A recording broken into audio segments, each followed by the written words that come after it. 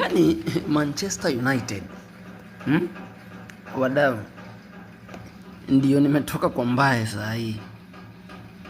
Vitu nimekuta huko, yaani Manchester United after the long break ndio mmekuja mmefanya kati, mkafungwa 2. Manchester United kweli.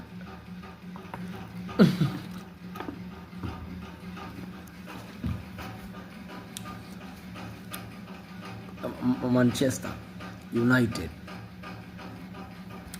Lakini uzuri Aston Villa alishafungwa, so hawajasonga, wako pale pale.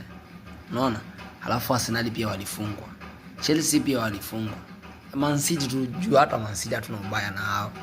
Uzuri vile Man City walifunga, Arsenal walifungwa, hiyo iko sawa. Lakini Manchester, ile mpira mmecheza leo kweli. Mko mnafanya mazoezi bwana.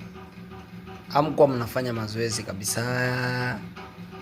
Carrick naona ukiachishwa kazi. Carrick naona ukiacha kazi. Endelea tu. Hauwezi tuchezesha game zinakaa hivyo. Seriously. Sasa City fungwe sisi. Na si hata moja, bao 2. Hapana. Carrick, you have to improve your ball bwana. Or else we'll sack you. We don't care. What we want is only win. Not lose. We don't want even a draw. We don't even need a draw from you. We just need a win. Win. All the way. But how comes we are being slaughtered like goats? By these small kids called Leeds United. Leeds United are just small kids, man. They can't do that for us. As Manchester United, I'm not happy. Wacha nikunywe maji nionisilie. Lakini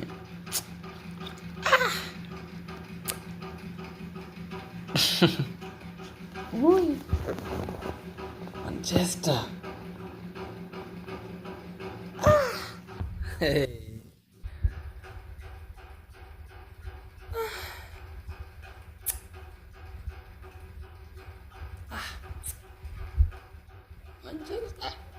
Manchester.